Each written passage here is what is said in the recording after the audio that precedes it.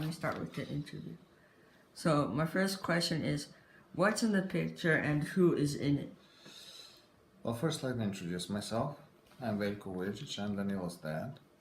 And the person on the picture is my father, Marko Vujic. Marko Vujic is shown in this picture as a Yugoslav diplomat. He was a consul general in Greece, in the city of Salonika, or Thessaloniki in Greek, in 1967 to 1970.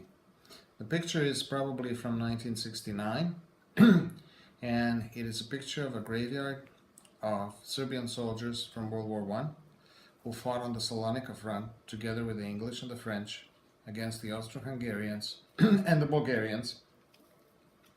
And there are quite a few people buried there. Most of them are Serbian soldiers, tens of thousands of them, and there are also Allied soldiers, that is from the Entente, the alliance which bound England, France and Russia together against Germany and Austro-Hungary.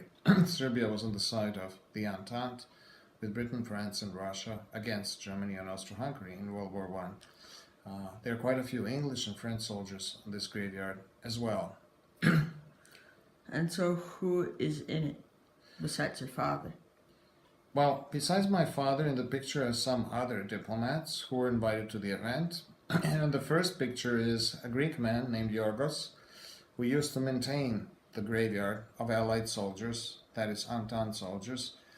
I forgot his last name now, but I remember him from my childhood. And he used to maintain the graveyard. My father is laying a wreath in order to commemorate the fighters on the Salonika front who were responsible for reconquering Macedonia and Serbia from Austro-Hungarian forces, and later on went to Croatia, Slovenia and Bosnia, and actually were the army that founded the Yugoslav state. It was mostly a Serbian army, but there were also some volunteers from Croatia, Slovenia and other parts of what became Yugoslavia in 1918. So at that time my father is about 58 years old, and he is the Consul General of the Socialist Federal Republic of Yugoslavia in Greece. Yes, I understand. That's interesting. And so the second question is, what is your father doing in the following pictures besides setting a wreath down on the memorial? What is he talking about to the Greek diplomat? What do you think you could be conversating with him? Conversing with him. Converse. I really don't know what he's talking about. It's mostly a ceremonial occasion. Usually on ceremonial occasions, diplomats exchange polite words. They don't say very much to each other that has a lot of special meaning. A ceremonial occasion is when a diplomat from one country pays tribute to the heritage or tradition or symbols or history of another country. Most likely in these pictures are people who also had a reason to be at the graveyard. That is, they probably most likely are the consuls or consular representatives of France and Britain and countries that were broadly allied in World War I and had a reason to be there. Yeah, I see. And so in the last picture, what is he doing? As you can see on the computer. What is he doing? Well, in the last picture, he's holding down his hat. You know, people take off their hats in all times when they wanted to show respect for something. You know, he's standing in front of the monument to the soldiers. And he's bowing down to them as it's... Well, he's not bowing down to them literally, but there's usually a minute of silence, which is like a minute of respect for the dead, for those who died. In order to save the country? Well, in this case, in order to save the country, and I think that's exactly what he's doing. He's standing there in a minute of silence. You can see that he is very well dressed and he has very polished shoes and he's holding himself straight, and he wears a top hat, which is not very usual for diplomats these days, but in the 1960s it was still the prevalent form of protocol. Can you sit down, please? Yes, sorry. So my third question is what is the history behind the picture? What is so important about this memorial? What happened that really made a big impact on Serbia's history and my grandfather's life.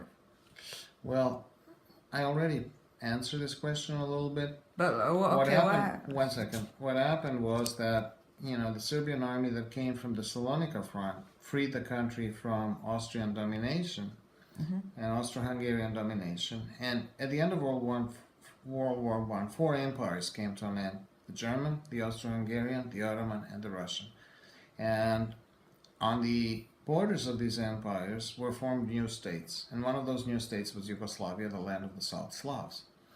And without the Serbian army fighting its way from the Salonika front upwards north to Belgrade and then on to Croatia, Bosnia, Slovenia, there would not have been a Yugoslav state. Yeah. So the significance of the event is that it was a formative event for the creation of a whole new state, the state of the South Slavs in 1918. Or Yugoslavia, yeah. Or Yugoslavia. Which means in Serbian, Yugoslavs. Well, in Russian too, people can guess that it's the land of the South Slavs. And so, how did World War One impact his life? He was a mere boy during World War One. During World War One, my father was a very young boy, 4 or 5 years old, in Montenegro. Montenegro sided with Serbia and fought quite heroically against the Austrians in 1915. Montenegrins stalled the Austrian offensive and helped the Serbian army retreat to Greece, through Albania, to the island of Corfu, and then to form the Salonika front, which you already saw. Yeah. However, Montenegro fell to Austro-Hungarian occupation. My father was a small boy. The country was very poor, and people were starving, and he almost saw his mother starve. She survived by a miracle. So he remembered World War One as a very difficult time in his childhood, a poor childhood, a childhood of starvation. And in another funny episode, there was funny and strange episode in the sense of strange, was that there was a Czech soldier who liked him very much and who wanted to take him because he had no children, to Czechoslovakia and raise him up. And his starving mother from Montenegro would not give him up to be adopted. She wanted to keep her child, and that's how he remained in Montenegro and Yugoslavia. Wow, I never knew that. Yeah, That he could have become a completely different person without in a different country. That's right. Yeah, and you would have never been here. Well, yeah, that's correct. And so, how did this event affect? What did this event? Which event affected him more, World War One or World War Two? And could you state why?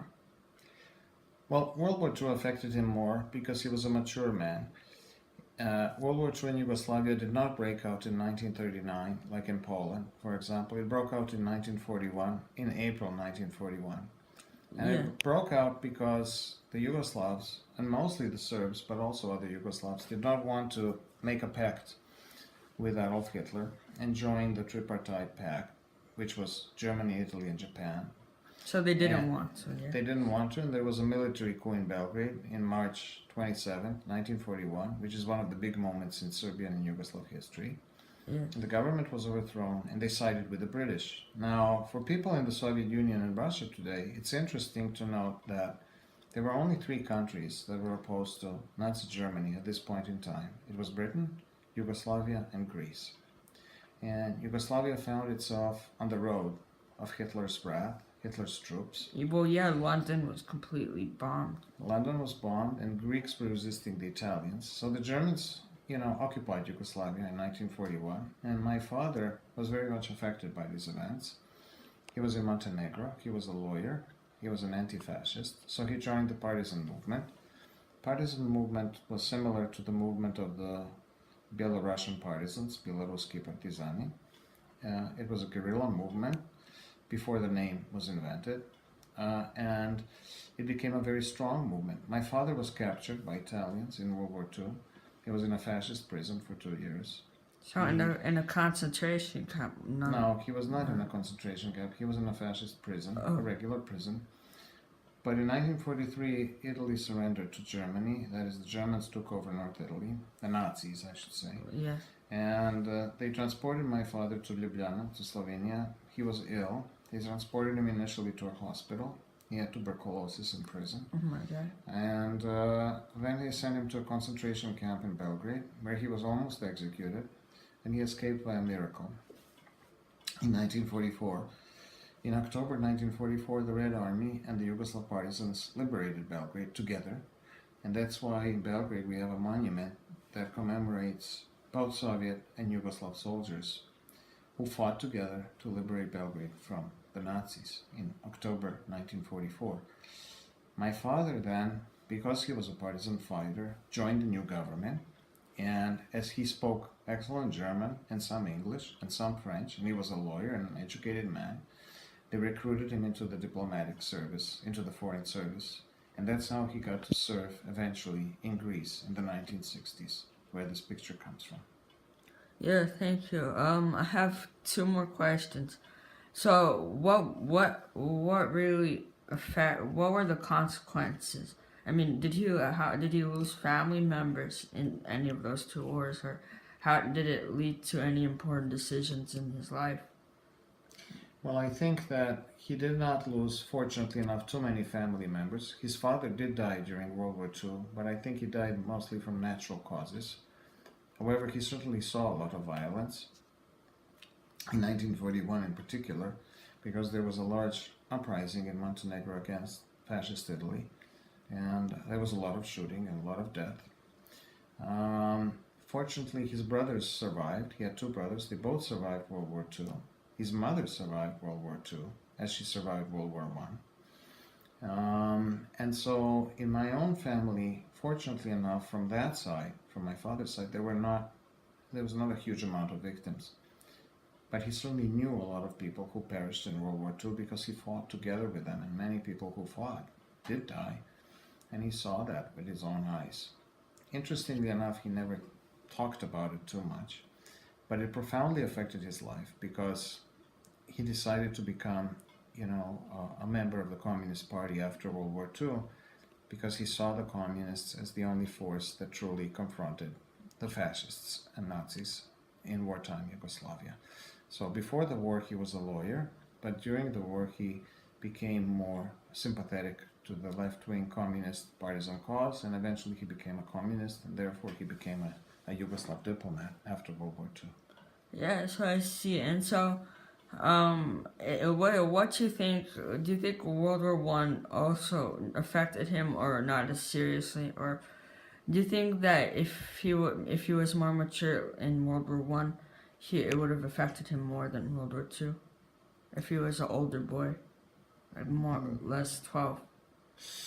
Well, and that's hard to say. I think World War One affected the other side of my family much more because my grandfather, not my father, my grandfather from my mother's side was a warrior in World War One.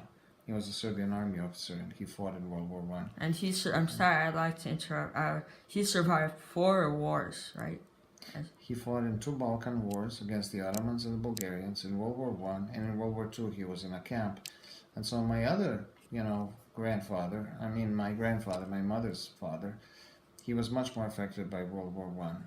But in my father's life, because he fought, and so for him it was a much more formative experience. For my father, the formative experience was World War II. However, World War One was also important for him in the sense that in its aftermath, he went to school. He was formed in the shadow of World War One. He thought about World War One. He certainly reflected on that experience. He certainly wanted to create a better society, like many young people who were growing up after World War One. They thought that the societies that were created in Eastern Europe on the ruins of empire, the Russian, the German, the Austrian, and the Ottoman, did not live up to the promise of liberating the poor people, the peasants, the workers, and so on, and really elevating them economically and socially. So he wanted a better and more just world. And in that sense, his World War One experience was rather typical in Europe. Many people were disappointed with the new system that arose in place of the old, and thought that it should be replaced by still something better. and that something better became after World War II in Yugoslavia became communism. And so I have one last question that I've just thought of right now. Do you think both wars really scarred his life, or really made? Do you think maybe he had bad dreams when he saw people being killed, and he had bad recollections from the wars and bad memories, or it didn't affect his life as much as other people or other Serbs? You know, I think that Well, I'm these sorry. experiences these experiences leave very different traces in different individuals and different people. My father never talked about World War II very much. I don't think he was really scarred by it. I think he was really affected by it. But he never became a worse person on account of it. He never had breakdowns on account of it. He didn't like to remember it. He probably saw a lot of very bad things happen. But he always was and remained a very positive figure. He looked towards the future. He wanted to put the past behind him. He didn't want to ruminate, or that is, think too much about all the traumatic and bad things that happened to him. He looked forward to building a new world, a better society, and he worked for it. And I think that, that was not so untypical. Today, we like to talk very much about victimization and victims and dealing with trauma and so on. Of course, he had traumas, he had bad dreams. He thought that sometimes I remember them from my childhood. He used to yell in his dreams. He thought that Nazis were pursuing him, or the fascists. But it never really became a preoccupation of his, and he never really made that central to his life. He made the central idea of his life the idea of progress and moving towards a better future. So he was an optimist, pretty much. He was an optimist within the boundaries of what he saw, because he certainly saw the very dark sides of human nature, and he saw violence and the ugliest possible behavior.